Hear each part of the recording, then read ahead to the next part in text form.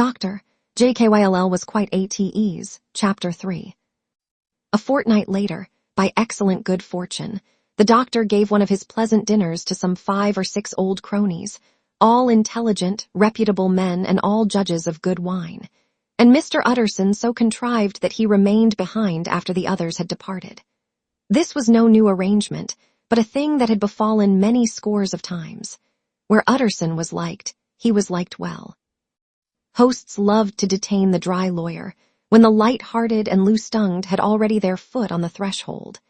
They liked to sit a while in his unobtrusive company, practicing for solitude, sobering their minds in the man's rich silence after the expense and strain of gaiety. To this rule, Dr. Jekyll was no exception, and as he now sat on the opposite side of the fire, a large, well-made, smooth-faced man of 50, with something of a slyish cast perhaps, but every mark of capacity and kindness, you could see by his looks that he cherished for Mr. Utterson a sincere and warm affection. "I have been wanting to speak to you, Jekyll," began the latter. "You know that will of yours." A close observer might have gathered that the topic was distasteful, but the doctor carried it off gaily.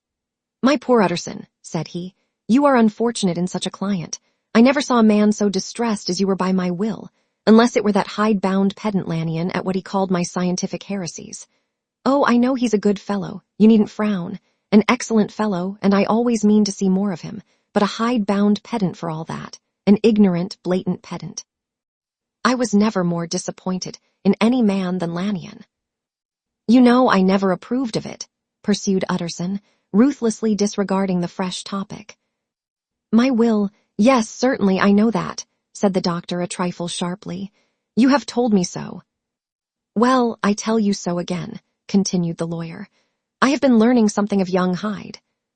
The large, handsome face of Dr. Jekyll grew pale to the very lips, and there came a blackness about his eyes. "I do not care to hear more," said he. "This is a matter I thought we had agreed to drop." "What I heard was abominable," said Utterson. "It can make no change. You do not understand my position," returned the doctor, with a certain incoherency of manner. "I am painfully situated, Utterson. My position is a very strange one. It is one of those affairs that cannot be mended by talking." "Jekyll," said Utterson, "you know me. I am a man to be trusted. Make a clean breast of this in confidence, and I make no doubt I can get you out of it." "My good Utterson," said the doctor, "this is very good of you, this is downright good of you, and I cannot find words to thank you in. I believe you fully. I would trust you before any man alive, before myself, if I could make the choice. But indeed it isn't what you fancy. It is not as bad as that.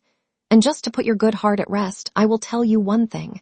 The moment I choose, I can be rid of Mr. Hyde. I give you my hand upon that, and I thank you again and again. And I will just add one little word, Utterson, that I'm sure you'll take in good part. This is a private matter, and I beg of you to let it sleep." Utterson reflected a little, looking in the fire. "I have no doubt you are perfectly right," he said at last, getting to his feet. "Well, but since we have touched upon this business, and for the last time I hope," continued the doctor, "there is one point I should like you to understand. I have really a very great interest in poor Hyde. I know you have seen him, he told me so, and I fear he was rude. But I do sincerely take a very great interest in that young man, and if I am taken away, Utterson, I wish you to promise me that you will bear with him and get his rights for him." "I think you would, if you knew all, and it would be a weight off my mind if you would promise." "I can't pretend that I shall ever like him," said the lawyer. "I don't ask that," pleaded Jekyll, laying his hand upon the other's arm. "I only ask for justice. I only ask you to help him for my sake when I am no longer here." Utterson heaved an irrepressible sigh. "Well," said he, "I promise.